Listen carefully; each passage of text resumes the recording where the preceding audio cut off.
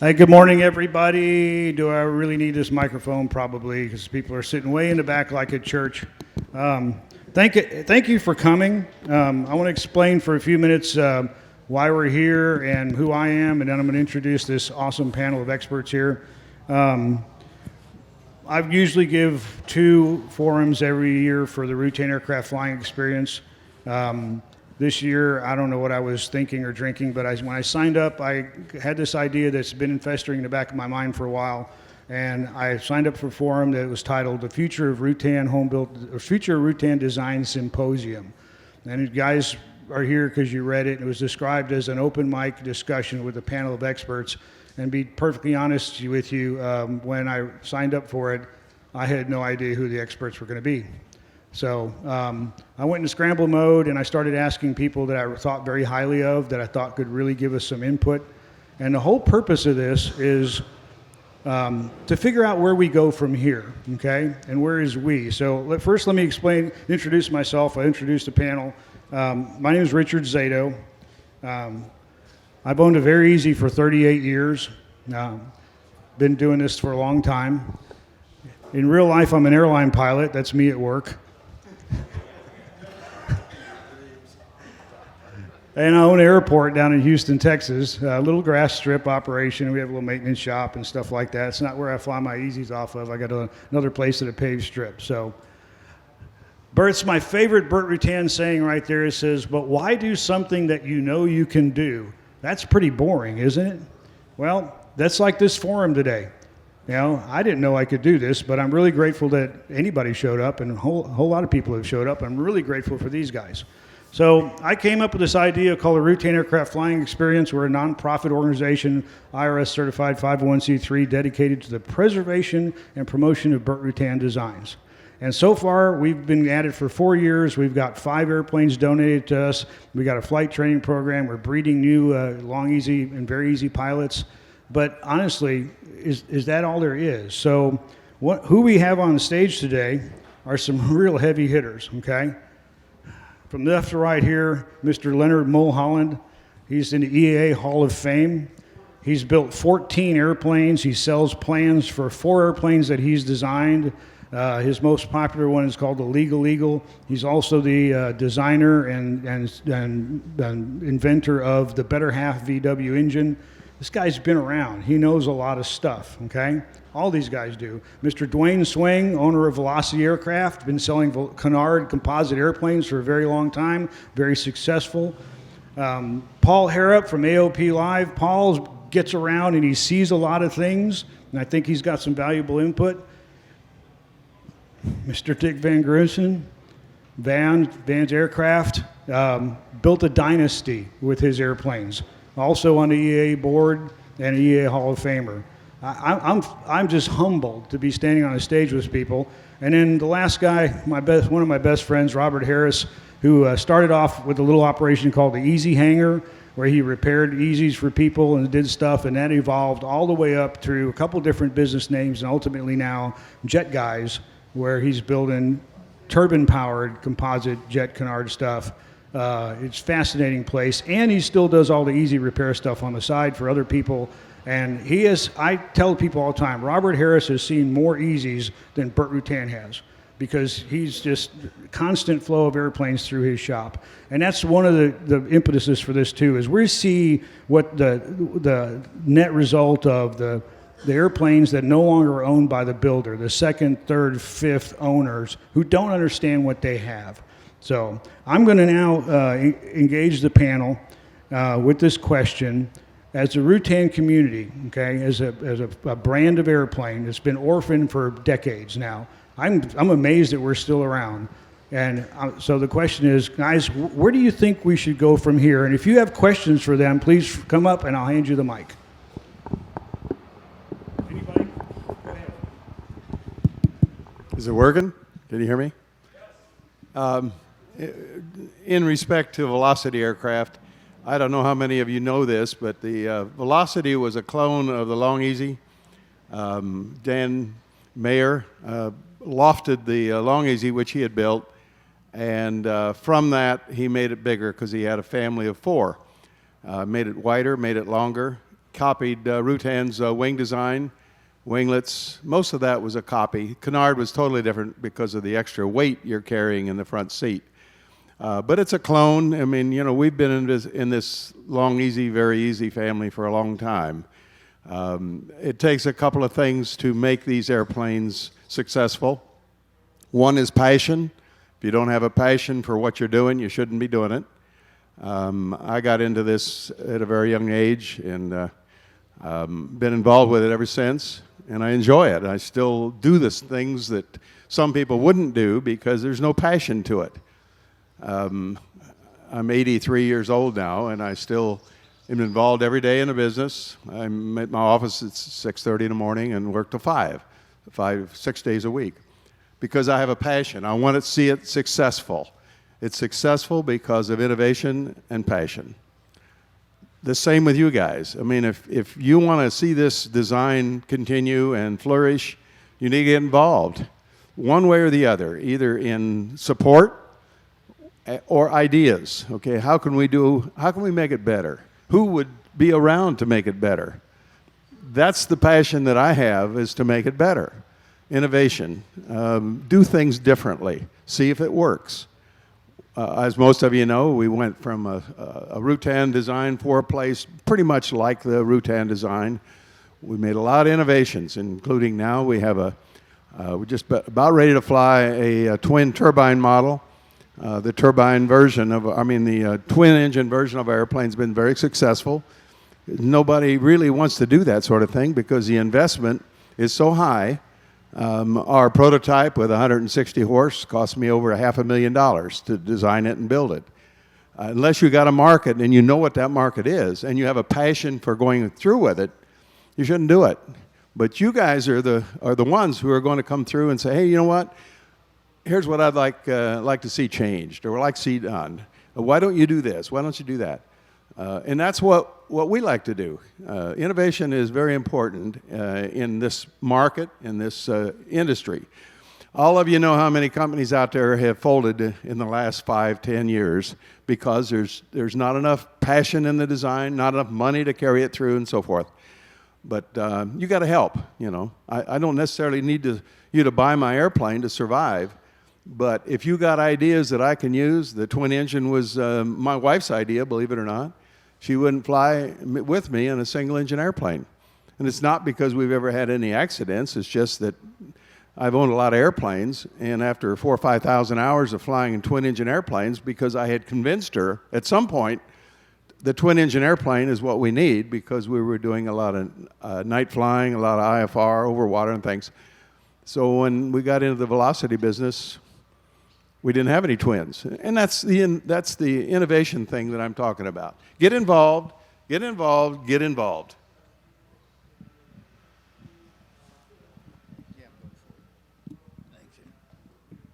Okay, I got into the easy movement way back in the day when this first started. Never thought I'd be sitting on a panel like this, which is amazing to me. But I've talked to Richard over the years, and I've helped with the RAFE program because I think it's worthwhile. We got to do something to save all of this. And I've kind of struggled with how we're going to achieve that goal. And to be honest, I still don't have an answer, and because everything's fluid. But the thing I've noticed over the years is back in the day, I actually started what was called Easy Hangar. And I just worked on nothing but customer airplanes. And it always kept me busy, but I was also a full-time airline mechanic also. So that's actually what paid the bills. Easy Hangar never made any money, but it kept people in airplanes. It allowed them to get into an airplane and start flying. And that's when I started to recognize we're not builders anymore. This generation that we have now are buyers. That's what we've got to deal with. So the question becomes, how do we make that last? Because they don't have the expertise. They're seeking people that do. And the big problem we're starting to run into is one of these days, I'm going to drop dead. That's just the way it is. And the Jetguys facility will cease to exist. And all of that knowledge is going to go away. And Richard and I have talked about this a lot, is how do we pass that knowledge on? And it's not so much about airplanes anymore as it is about people. We've got a vast array of knowledge that's just dying every day in this community. And if we're going to keep our airplanes going, either we have to live a lot longer. I always joke about with Robert, I go, where's the USB port in the side of your head so we can take everything you know and download it? What Dwayne mentioned about innovation, and Robert's talking about the future and knowledge and stuff like that, and the airplanes he works on, second, third owners that aren't builders, that plays really well into what I believe Mr. Vangrunsven is going to talk about, which is safety of orphaned airplanes. Yeah, I'm kind of out of place here in a way. I've been around for years. I obviously witnessed the evolution of a lot of things, including the easy designs. But one reason for being here, I think it was mentioned, I'm on the EAA board, but I'm also on the EAA Safety Committee. Very interested in safety overall, not just for our fleet of RV aircraft, which obviously I'm very concerned about. But I've noted in my own analysis that for what we call the orphaned aircraft, those that don't have a lot of factory support, maybe going back to plans-built airplanes, and we've got dozens, almost hundreds of different designs, which really comprise a minority of the existing fleet, because between the RVs and the Sonacs and the RANs and of course the Easies, really comprises maybe as much as 85% of the existing fleet of airplanes. So the orphan designs, from my analysis, have about 4 times the accident rate, fatal accident rate, that the newer, more supported designs have. So it's obviously a concern. You mentioned having a training program. The organization you have is definitely concentrating on safety, and this is great. I guess one of the things that I hope is that the success you have in organizing and continuing can be copied by some of the other groups representing Whitman Tailwinds, Thorpe's, or whatever it might be, because without that, they're going to continue to have a higher accident rate. And we can go to any number of scenarios about the semi-abandoned airplane and the second or the fourth owner getting a real good buy on this airplane that has no support and no training. Well, come to your own conclusion. So I definitely wanted to be here and see what you guys are doing, and to try and increase the awareness of that and kind of get everybody in the same loop so that, we can fly. Flying enjoyably is fine, and flying safely. If it's not safe, the enjoyability is seriously compromised. Those are all very good points. And one thing I'd like to point out is Mr. Dwayne Swing was talking about innovation. Robert's talking about the maintenance side, the second and third orders, and then Mr. Vangrunsven talking about the safety record of orphaned airplanes. These guys have businesses behind their airplanes, okay? The RVs are 40 years old too. A 40-year-old RV owner can pick up the phone and call Van's Aircraft and said, I need this, or I how do I fix this? There is nobody that an easy guy can call, okay? There's no Rutan business anymore, but there's these little cottage industry businesses around the country like Robert's Jetguys or Burrell Sanders in Colorado Springs, Mark Zeekland, Dale Martin. There's a handful of guys out there doing this, but there is no single point resource that someone who just came upon an easy and bought it and starts looking for help can go to. That's pretty significant, okay? Without that product support, there's a lot of various room there for safety issues. We see it all the time. People buy an easy, they don't know what they got. So Leanord Mullholland, I was going to ask him his next because he sells plans for his little legal Eagle kit, and I believe he's got some really good input on what it takes to support builders out there when they buy a set of plans and are trying to build. It's about the future, what we're talking about, and it dawned on me a long time ago that what's going to happen to my design when I pass on. I've seen so many good designs just fade away because the designer died. And so I've taken some precautions. I've changed my will recently to reflect that my now partner, which is 20 years younger than I am, will take over and sell plans when I'm gone. And then I have a young fellow here in Oshkosh that will take over and sell plans when he's gone. And so maybe in the future, people that haven't been born yet will still be able to build and fly a Lake Eagle.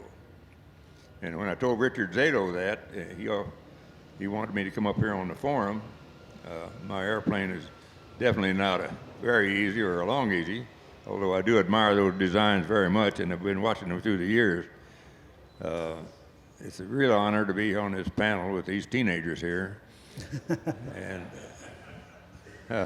It's kind of ridiculous to compare the legal eagle with the very easy and long easies, but some of those and Vans builders are one of my best builders, best customers. They build a legal eagle so they can go flying around the patch, and when they want to go someplace, they get in their RV and take off and fly the 200-mile-an-hour trips. And then they come back home, and the next day they want to go flying. They get in a legal eagle and fly around the patch a few minutes and have a good time. And I'm really honored to be here on this panel because I didn't think I was supposed to be here.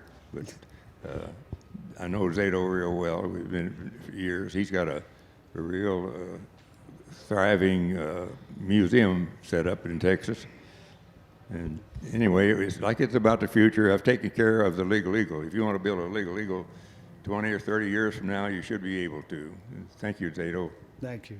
Well, if somebody wanted to build a very easy 20 or 30 years from now, they could, because one of the things we always hear is there's all these misconceptions out there in the world. People come up to me while I'm standing by the airplane here at Oshkosh and go, "Oh, I always wanted to build one of these, but you can't get plans anymore." Well, you can. They're on the internet. The copyright's expired. They're free. What you can't get is the full-size templates, but RAFE is building a template library. So, our goal is to preserve and promote these airplanes, so we're trying to find ways to help people to start building. And we still run into people that have been building airplanes for 30 years and still haven't finished. The old saying, 90% done, 90% to go. And Leonard's, he's too humble. When I got the idea to invite him, we were down in Houston having coffee, a bunch of airport folks, and he started complaining about how his phone's ringing 15 times a day with people asking questions about the Legal Eagle kit. And that made me think about Bert in the early days when he was by himself selling plans, like he told us the other day, out of the rear seat of his Very Easy, selling plans that he brought, and how he struggled with builder support being a one-man operation. Well, that's what this guy is. So there's a lot of things to think about. Paul Harrop, though, he gets around and sees a lot of stuff, and I was really interested in what his perspective was out there in the world, and what else is out there. Kind of what's our competition? Where are we supposed to go from here, Paul? I don't know if I'd say competition. I think a rising tide and interest in aviation is going to raise all ships. And if you have this interest in what's an established and very cool design, and you keep it alive through the program you have and this discussion and other things like that, I think that's going to continue to draw interest. I'm sitting here today because of an airplane called Starship, a Rutan design. That got me interested in aviation, and I've had the privilege of flying right seat on one in the last couple years. So I don't know that I'd view it as competition. What we see right now in aviation is a lot of interest in backcountry flying, a lot of interest in STOL competitions, and I kind of take a meta-level look at what that is and what's driving that. I think what it is it's easy to see yourself in one of those airplanes. If you look at somebody flying a jet demo or flying some of these military aircraft, I can't envision myself stepping up into that. But, something with 100 tires and, going into the backcountry, that spirit of adventure, I can aspire to that and within reason step up into that and do that kind of flying.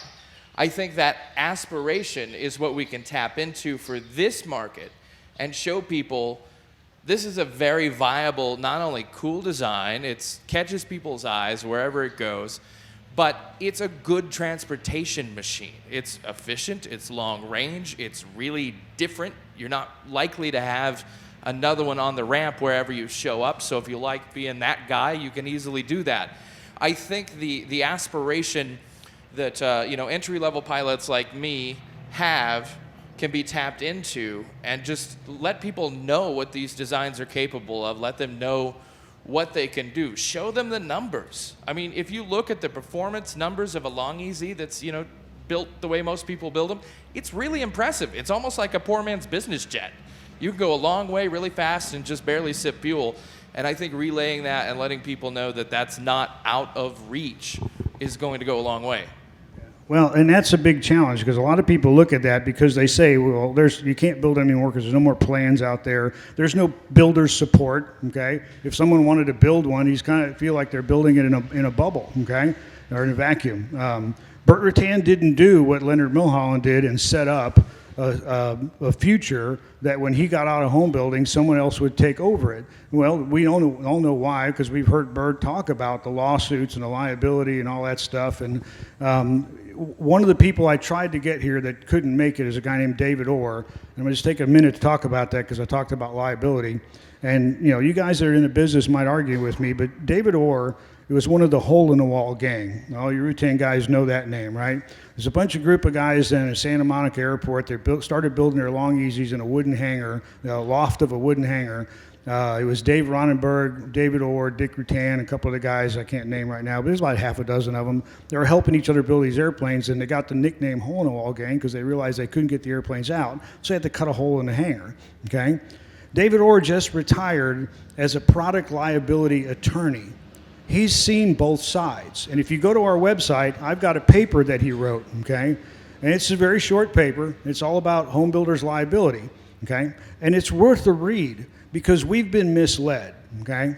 And I argue with EA also. They have a three-part article on their website that some lawyer wrote a long time ago that puts the fear of God into a home builder. If you read David Orr's article, there's some key points I'm just going to bring out. Home builders really have no liability. Anybody can get sued anytime for anything, okay? But my favorite point in his article is the first thing an attorney would have to prove, they're suing you, is that his client wasn't crazy for buying an airplane that some guy built in a garage. We're not manufacturers. Everybody said, oh, you're the manufacturer of the airplane. Well, on paper you are, but a manufacturer is a building with a production line and liability insurance policies, and no lawyer's going to go after you if you don't have that, okay? Now, if you have things, if you're a wealthy guy and you're building a twin Velocity or whatever, you might have some different concerns, but really most of us don't. So I was really disappointed that Dave couldn't get out here because that's a valuable input. So I ask you to go to the website and look at it. It's really good information. So I'd like to ask everybody out there, if you have questions for these guys, look who we have here, okay? Now's your time. These are smart people, okay? So come on up. I can't go very far with this cord, but please ask some questions. Let's engage these guys and see what we can learn from them.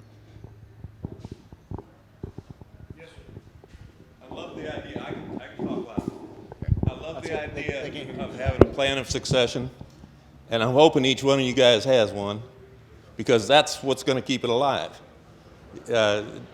Designers and initial designers and builders tend to be ego guys. It's all comes out of you, but you got to pass it on, and you got to pass on the spirit of the innovation.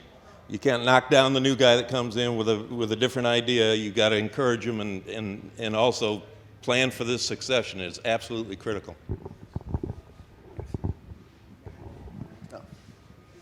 Well, just for what it's worth, at Vans Aircraft, we do have a succession plan. Vans is now an ESOP company, employee-owned, and definitely plans for the future. It run very successfully without me, and hopefully I'll be here for a number of years. Within this organization, you won't necessarily have that, but I think Richard has probably anticipated. I think you said you had a nonprofit. I don't know if it's structured 501c3 or whatever, a board of directors. If you're not there, there will be other people. So there'd be that succession. Hopefully they're young enough to serve a number of years before they will have to be succeeded. I think that's just part of the success. The liability aspect of it from the standpoint of an individual builder, yeah, any attorney will tell you, and honestly so, that you're subject to all of the responsibility or the laws within our country.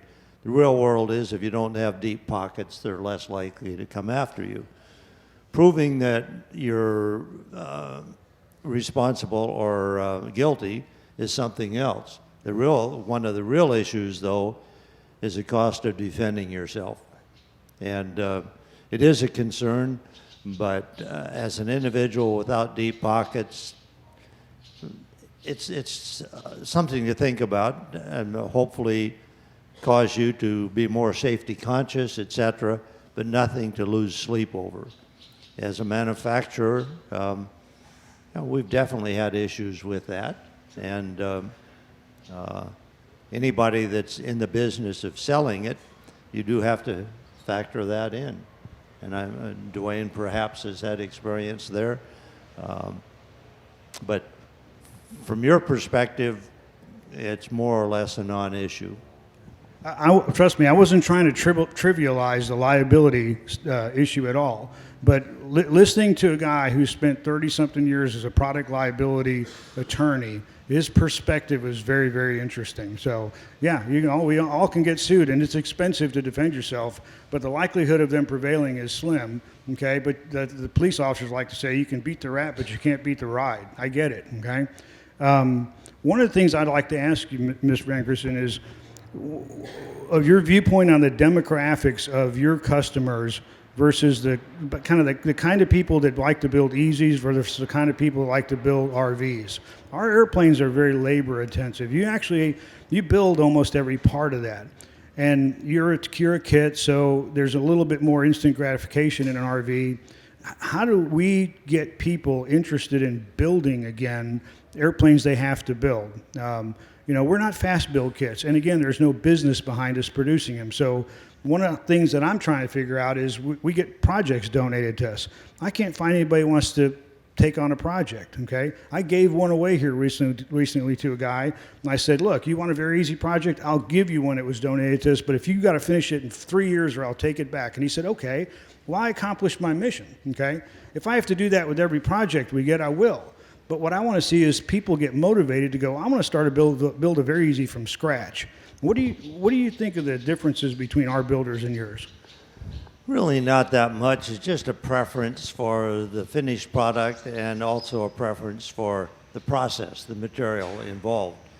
And as far as ours being easier, those of you that have been around a few years know that the composite construction, at least when initially became available, was accepted as being much easier, much less labor intensive than a wood airplane or a metal airplane. History has shown that they're probably more comparable than initially thought. One of the things with metal, we can kit the airplane.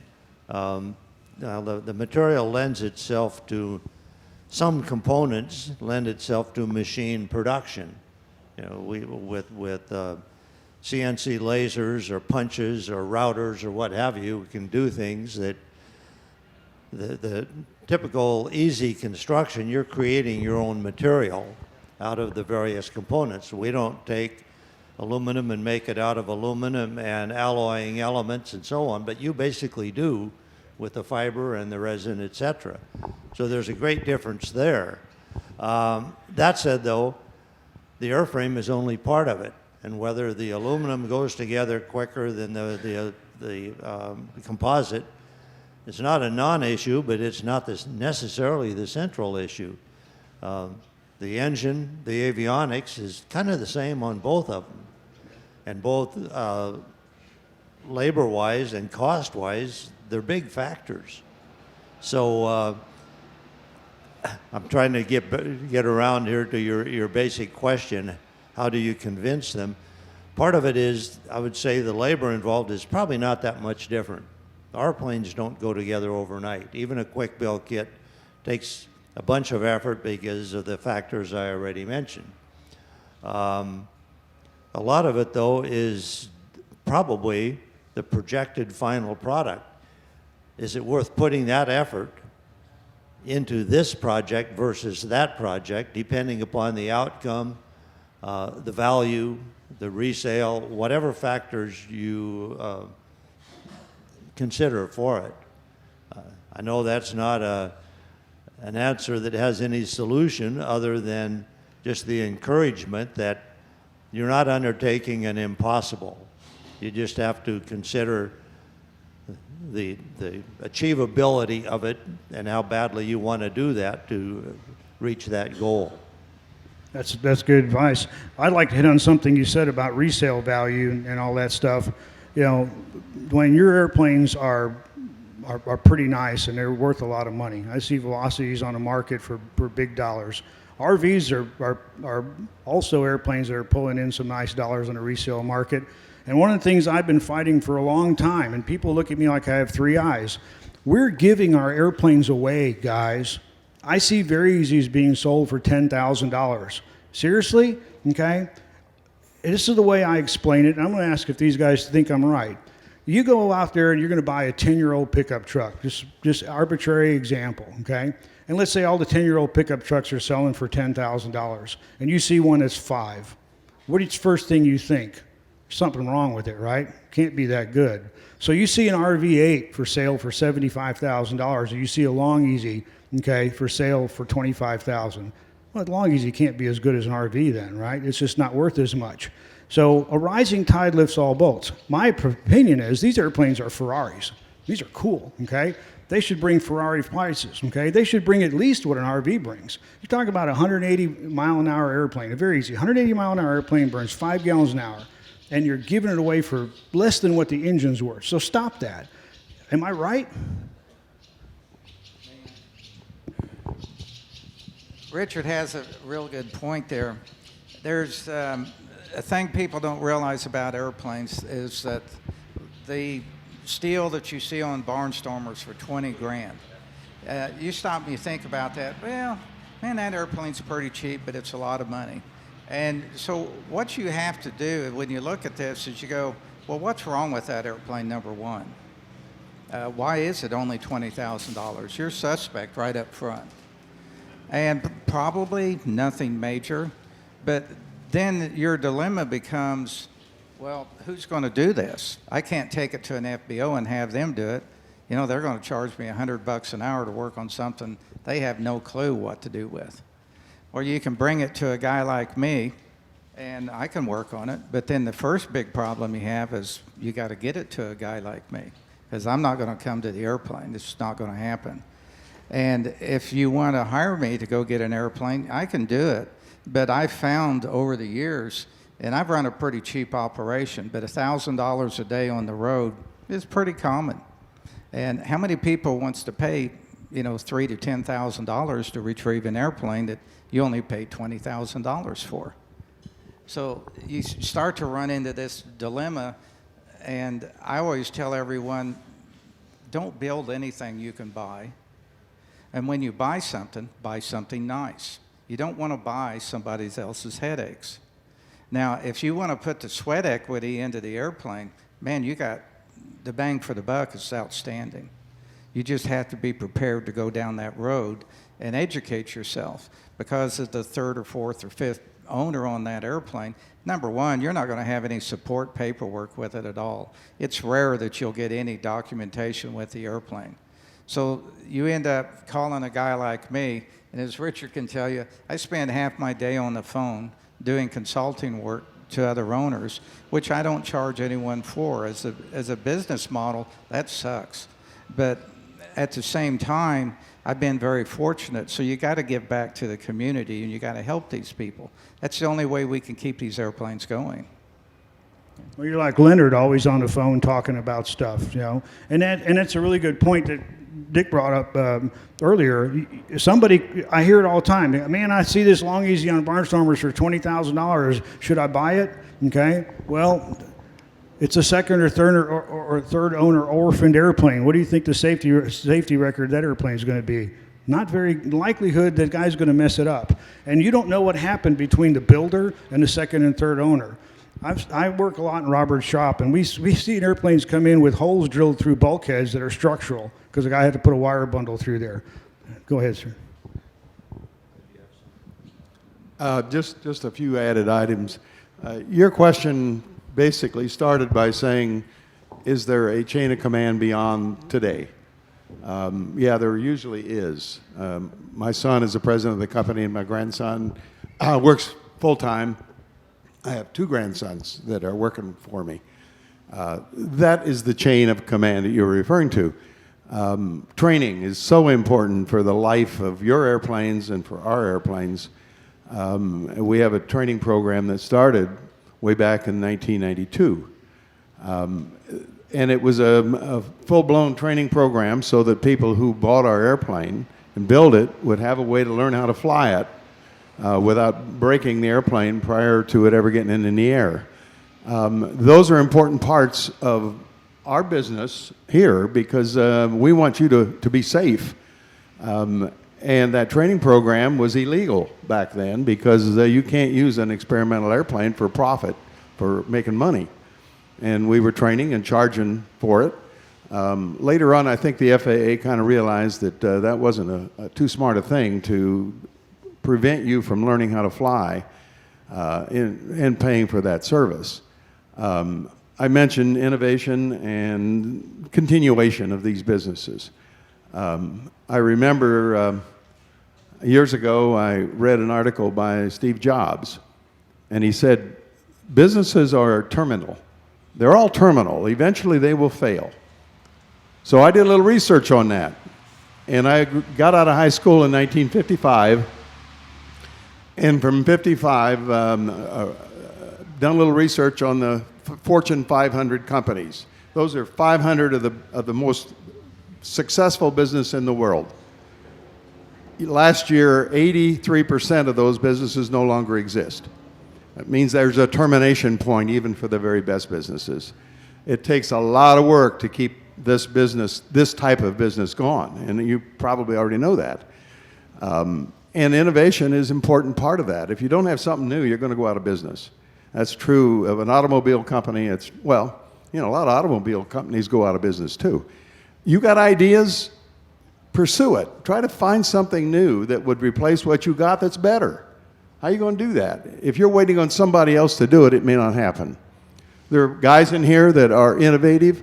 I see Jeff Curlow back there. He's got a new design, new aircraft he's coming out with, Canard-type design. That's what we need in the industry. We need somebody to say, okay, I got a good idea. Let's see if we can make it work. If you can't do that, you probably, most of you will ultimately get rid of your airplanes and they'll die on the vine. So you got to keep on working at it or it's not going to work. Other questions?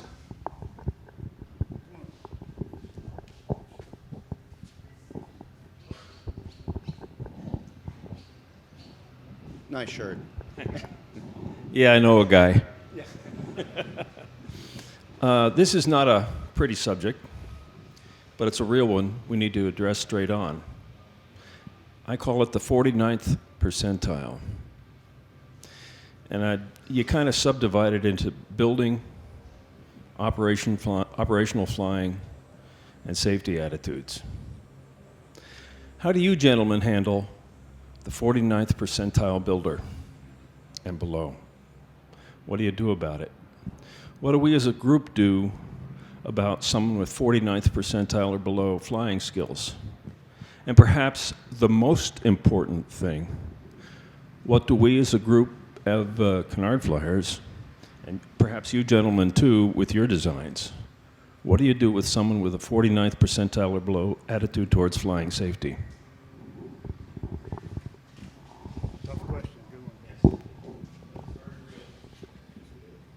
Yeah, the pilot factor is definitely prominent in the safety. The airplane is one thing.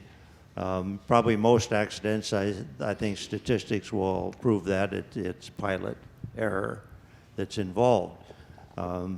we talked about the second and fourth hand airplanes that may not have been maintained well enough. There would be perhaps victims of mechanical failure. We're doing better industry-wide with that, kind of regardless of whether it's an orphan airplane or a design that's well supported by the factory. The pilot side, the training issue is kind of paramount. And you mentioned having some sort of training program. I'm not familiar with it.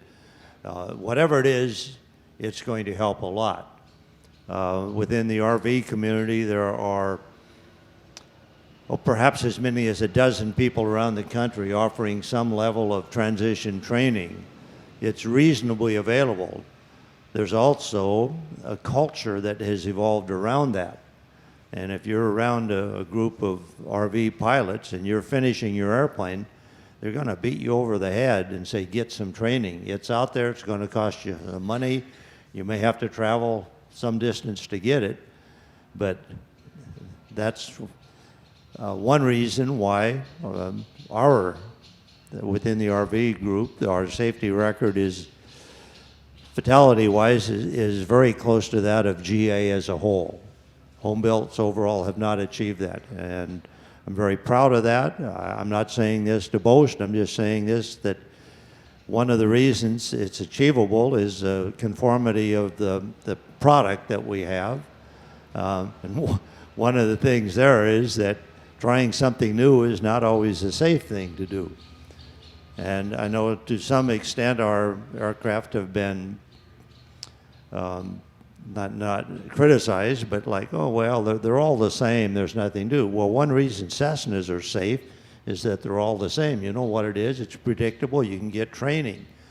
So these are definitely factors to remember. Now, within the easy community, you don't have that level of training available, and it's an airplane that, from the piloting standpoint, I trust is considerably different than your grandfather's Cessna 172. Whereas with the RVs, the same stability platform considerations. Even so, the transition training is very, very valuable. So definitely put a lot of emphasis on that. And well, the gentleman here was mentioning, what do you do about the 49%? Mainly educate, and kind of let everybody know that how vital that really is. We have airline pilots coming out to get transition training to fly RVs. Typically, they're the best students, because they live in a safety and a training environment. Well, you said you're airline, right? You understand that. Whereas sometime the private pilot, well, I got my license 25 years ago and I fly 35 hours a year. What do I need training for? Okay. So without particularly pointing fingers or criticizing, it's a matter of trying to upgrade, and it's part of the culture. We talk about that on the safety committee. What do we do to change the culture so that people realize they need that, they accept it, they encourage others to do it, and try and make it as broadly available as possible. I don't have that solution. There are not enough, well, you have more easies than you have of some of the other home-built designs, but it's like, where do you go to get this vital component that you need for safe operation? I don't have the answer. Well, I was really hoping I'd come away from this with a great idea, and I just did. Thank you, sir. Ken, you want to lead the RFE Safety Committee? We'll talk. Yeah, I mean, that's brilliant. We don't have that. The advantage that you guys have is there's 10,000 of you, okay? We don't know how many easies are out there. And our culture really is different than yours because been around a long time. We got a lot of guys set in their ways. And then you find the new guy who found his very easy project on Craigslist for $1,500. Okay, he can barely afford to buy groceries, but by golly, he's going to build an airplane and fly it. Okay, and he doesn't need any training because he got a private pilot's license a long time ago. We see that all the time. Okay, and it's not just us. It happens as a cross section of aviation community. But I 100%, I agree with you. Culture is everything, okay? So we need that, Ken. Anybody else got questions? Yes, ma'am. Lynette, how are you? Is there any place besides the Hazy Museum that would light the dream of somebody to fly, that they could look at this? I looked at the Very Easy and saw, oh, I could actually afford to do it, just because of how the display was. And I think if there were more displays like that, we would get people who didn't think of flying and who would then learn to fly and learn to build.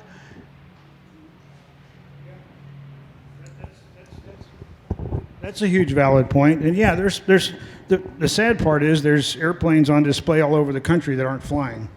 And one of the things I have to always talk about is what the Rutan Aircraft Flying Experience is not, is we actually, the first name was Rutan Aircraft Flying Museum.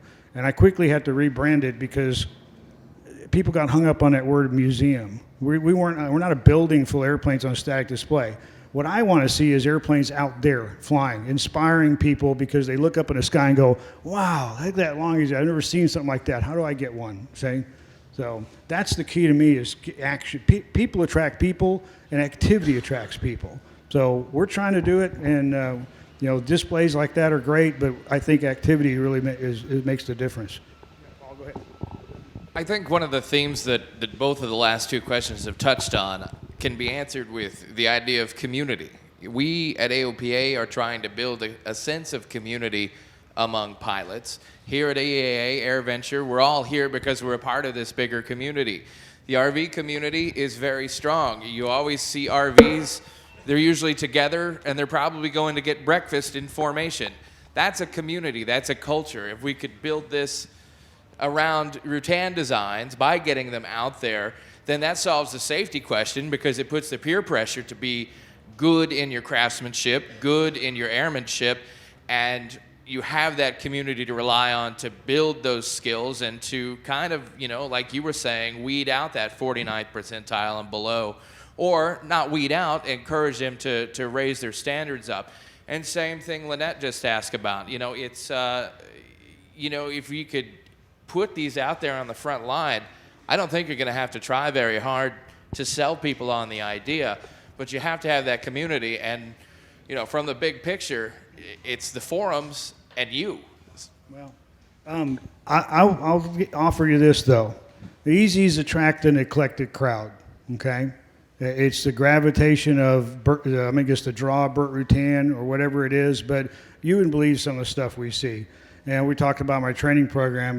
We'll get a guy that's been building a Long Easy, that's got a Subaru engine, and he comes out, he's been building for 10 years, hasn't flown, and goes, hey, I just need 3 takeoff and landings in that speed canard because I'm going to go home and fly my Subaru powered Long Easy. And you just got to go, oh, God, please don't, But people are people, okay? And they all have different perspectives. Sometimes, like Ken was saying, the 49th percentile, you're not going to get them in the fold because they got their own strong will and they're going to do it their way. Innovation's a great thing, but if you're innovating in a vacuum, if you're doing it your own, you're not listening to other people, what's the end result there? So I think we had a question. Yes, sir. Yeah. Have you tried to connect with several states, the newsletter? Yeah. That goes on every month. Yeah. Or 4 times a year, I'm sorry. I tried really hard to get Terry to let us take over the newsletter, and I'm glad that he didn't because I'm spread so thin anyways. We're gonna. He's just hooking up with it, not taking it over. No, well, I get. It's an incredible resource. We have the best type club newsletter there is. You may disagree, Mr. Van, but we do. There's a lot that I read that thing 10 times forwards and backwards every time it comes in. It's a great newsletter. But that is, we are connected with them. I'm going to Rough River. Everybody in here that's got an Easy, okay, we're kind of preaching to the choir. And it's a good point that Ken made. You guys are the leaders out there. You're the ones out there in the front lines setting that tone, okay, and creating the culture, okay? I'm trying to figure out where we go from here, okay, and how you guys are going to help not just me, but us in general, because nobody can pick up the phone and call for a part. I put the Rotax 915 IS in the 29 building and have been building for 42 years now. Wow. And I got one of the first sets of very easy plans in 76 when my son was born, so I know exactly how long I've been building. And it's very humbling and very sad that it's taken me this long to do it, but I'm going to get her in the air. I'm going to have the latest and greatest engine, going to have the latest and greatest EPIS diamond. So there's some, I guess, reasons why it's taken so long. I've got all the upgrades, blah, blah, blah, blah, and I'll have it up here next year out in front of Rotax's tent. But I think like the innovations, the excitement, to make this thing better, verification rock, all these things make this machine better than it's ever been. The downside of what I see is that when I started this, that was the cat's meow. Rutan and the forums out here, he was a rock star. Still is a rock star, but some of that's faded. And I saw Dick Rutan in the hangars with the vendors. Nobody knew him. And I've asked, do you know what a long easy is? And these young kids don't have a clue what a long easy is. It's faded into history. And that's sad because it's a dynamite machine. I go to work, I fly with co-pilots, and I don't talk about what I do much unless they have an interest in general aviation or something, and it comes up. And I'll ask them if they know who Burt Rutan is, and it's amazing how many of them don't. These are aviation professionals. I said, do you not read Aviation Week? Do you not do anything, It's surprising. And I get it. If you're not in this here, if you're not in Oshkosh, it's probably not on your radar, okay? I got a comment as far as her question. Yeah. So she was asking, where can we go to look at these airplanes other than the Udvar Hazy? By the way, that's a fantastic place. Something that shows it's possible. Right. Everybody here probably has an airport close to them. Every year I take my, I had a long easy, bright yellow long easy, took it out to an air show, and I can guarantee you, I had more people standing in front of that airplane than in front of the NASA jets, the F-18s, things like that. They're fantastic tools for preaching the gospel of aviation. So we go through that, and they're inner city kids, things like that. That's where you go to help motivate people. And it's great to do the Rutan stuff. It's a great magnet, but it's also, hey, you can do this stuff. It's motivational to say, hey, 14-year-old kid that's, poor, I don't necessarily need you to be a pilot, but do something with your life because you can do stuff. And then, oh, by the way, this is a really cool machine. But we also spend about half our time telling people not to buy this design because we want to make sure they're getting the right kind of airplane. That's another thing that you've got to really look at is what are your expectations? What are your missions? Because we don't want somebody that wants to go out to a grass strip, buying a hamburger, or whatever else, to buy a very easy or long easy. They're not going to be happy, right? That's a perfect niche for the velocities and the vans. So that's what we all as a community need to do is don't talk amongst ourselves as much. We're all sold on this stuff. Get out there in your communities, take it. If you're building a kit, you don't have it finished, put it on a trailer, take it to the air show. Local fly-ins. That's where you start making inroads with people. Not us here in the forums. This is great. This is awesome. But that's how you can touch people. My business card has a cozy on it to where when I hand my card out at business luncheons and stuff like that, there it is. I go, what's this? Instant conversation. So that's a great way to touch it, people. Just get out there and preach. We're all the ambassadors of this thing, okay? And like I said, you're the leaders out there because you're the ones with the airplanes on the line, okay? You're the ones building in your garage that you can talk about people. So, that's the discussion I want to have. Anybody else? I'm really amazed this has gone on this long. Thank you. Yes, sir. So lots of types of Homebuilt aircraft have online communities. of Vans has, I don't think Vans owns it, but Vans Air Force. I mean, I think for a lot of people interested in an RV, that gives them a sense of community and a place to get questions answered. Where do all the Rutan guys hang out on the internet? We do have one of the oldest forums out there, the Canard Aviators Forum, and you can Google it. If not, I'll give you the information. How many people here look at the Canard Forum? Yeah, lots. Okay. There's a lot of information, and it's been going on for years. So search engine is your friend. If you have a question, look it up there. And Van's got a little forum is really, really cool. A lot of activity there too. That's something that's really important. What? So Bert got his start flying model airplanes, and I just have a question for the folks that have been in the game for a nice long time. What's the fraction of people that are coming into the RV world or the velocity world or the legal eagle world? Are these folks that are already professionals with a serious income, or how did they get their start? Did they get their start flying model aircraft the way that Bert did, the way that I did? Or did they just come into it as adults?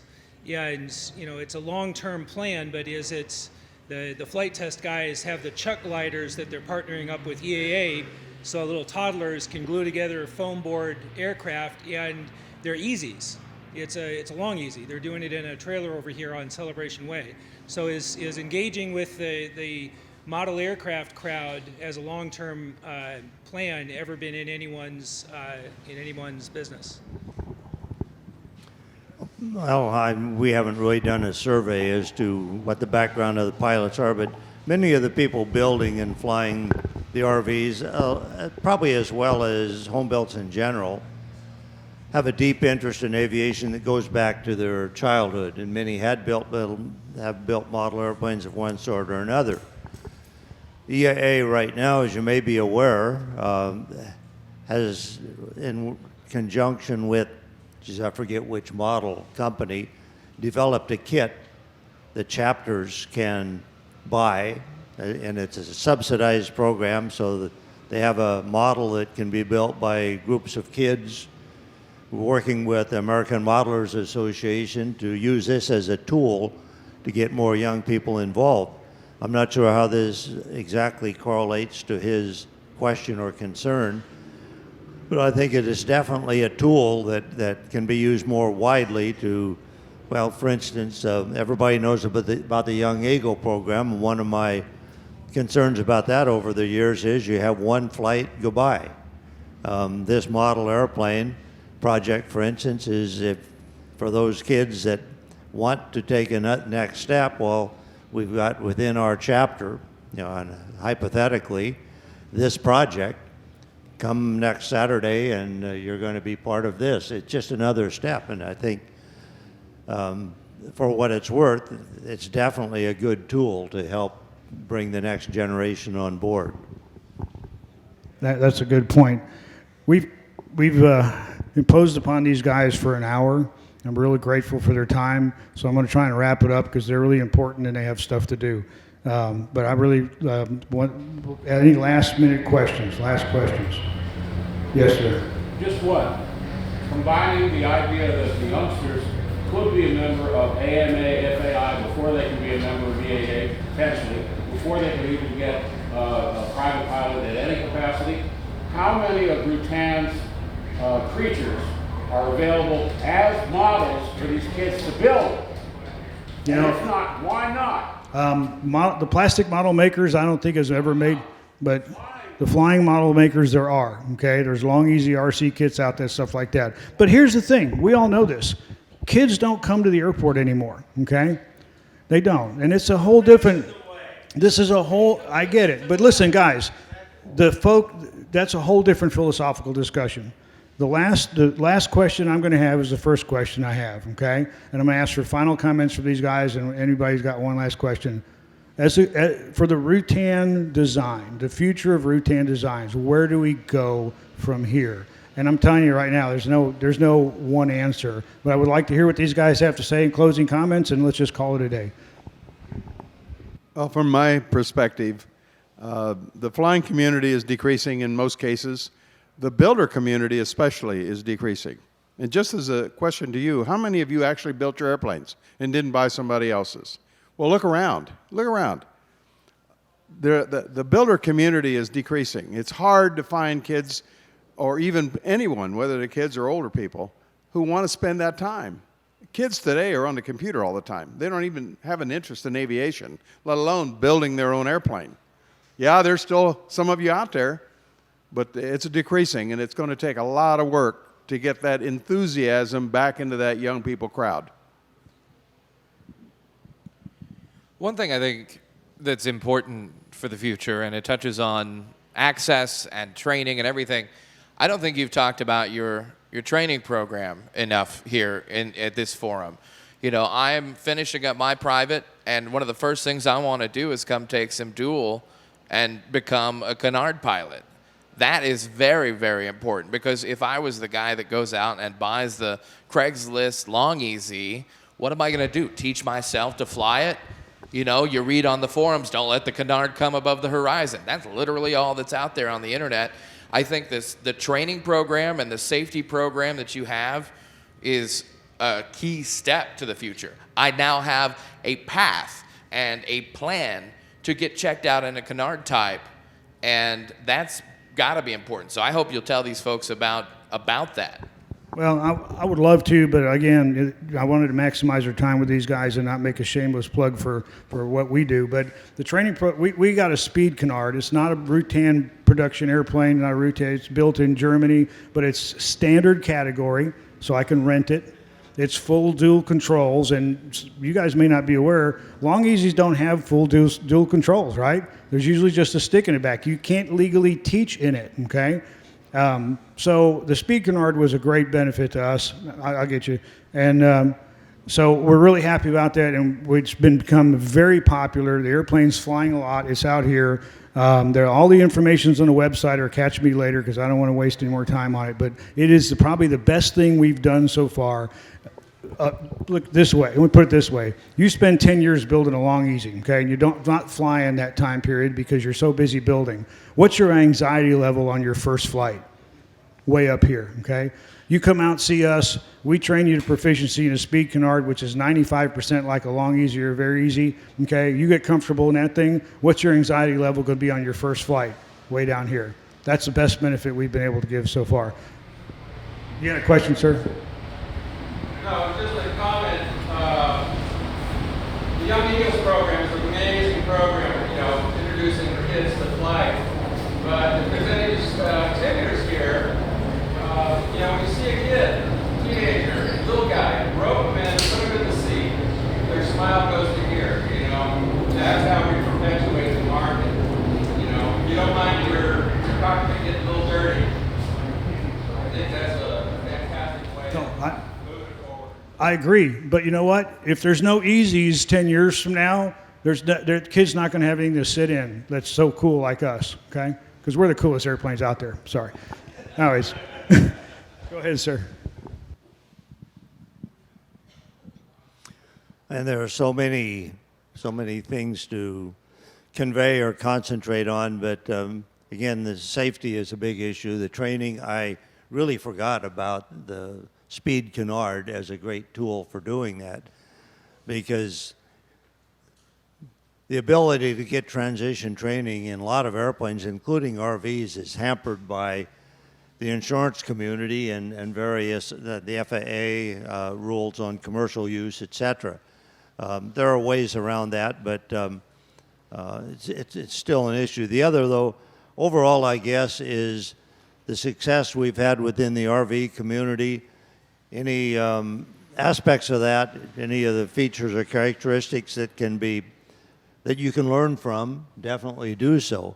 Obviously, without a significant factory behind it, it's going to be hard to replicate the level of service, product, and so on that we have. But obviously, take a look at it and see anything that we're doing that you can do within your nonprofit. Definitely do so. I'm sure I'm missing a lot of points here. The community, the culture, to keep that paramount, because that's going to really perpetuate what we're doing. Something we look at is years ago, I started looking around. Richard and I, we've had loose talks about this. My God, it was 10 years ago? And I've kind of switched the mindset. Matter of fact, I've changed the business plan of the company. And the reason I did that is Jetguys has kind of gone into what I call survival mode. If we can't make ourselves stay in business, we're not here to help you. So I don't, even though we're called Jetguys, my easy business has never changed. I've always supported them. And that's why I always do all of these support phone calls. Because if we don't do that, we're just going to shoot ourselves in the foot. And so when Richard came out with his plan, once I got over the shock that, yeah, he is really crazy, I began to realize that he was right. And so I've kind of partnered with him, and that's why I've done that. We're trying to save one of everything, because we're kind of getting into that CAF mindset, because that's where we're headed. And I don't see how we avoid it. Well, it's, we're on that downhill slide right now, because that's just, we don't have the stuff these guys have. There isn't a Rutan aircraft factory anymore. There isn't a single point resource. I originally thought that RAFE would become the single point resource for everything Rutan, and that's a big task, but not self-contained. What we do, when I chose the nonprofit business model, is there is no money in this, okay? So these guys will disagree, they're making money, but for us, there's no money. If somebody tried to start up selling Rutan kits again, it'd be real tough to make a dollar, okay? But if the motivation is not to make a profit, just to cover your costs and have some money for growth, that takes the pressure off. The people that make money out of this, and Leonard will back me up, because you said it the other day when we were having coffee. He sells a set of plans, he makes X amount of dollars. It's it's like a fixed income for each set of plans he sells. The people that really make the money, though, are the guy that's making the prop, the guy that's welding the fuselage, the guys that's doing all these other products that go into making that set of plans. Isn't that right, Leonard? There's no money in the plan. Hand him the microphone. Say that again. I said, there's no money in selling plans, but God, I got a lot of friends. Well, that's why Bert quit selling plans. He wasn't making any money. Yeah, he went to selling kits, and my partner is making all the money in this deal. He sells kits and welded fuselages. He's been welding fuselages for 20 years, and it's in skits all over the world for the Very Easy group. And he is 20 years younger than me, so he's going to carry on when I'm gone. By the way, I'm 95. Get out. And wow. So I realized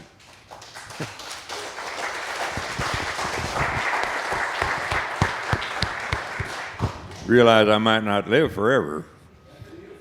So I get somebody to take it over and carry it on, because, like I said before, I've seen so many good designs just fade away. I could name a dozen of them off the top of my head. I've been in this since '72 when I first found out about EAA, and I've seen dozens of good designs just go by the wayside. And a lot of them I wish I could build, because they're just real nice airplanes. But I've got my design should be to me in the foreseeable future, probably clear through this century. I've got people young enough to live as long as I am and still be selling plans, and that's what should be done with all the other plans. The Rutan design is so great, and it shouldn't die off. Yeah, I agree. Thank you, guys. Let's have a big hand for this panel.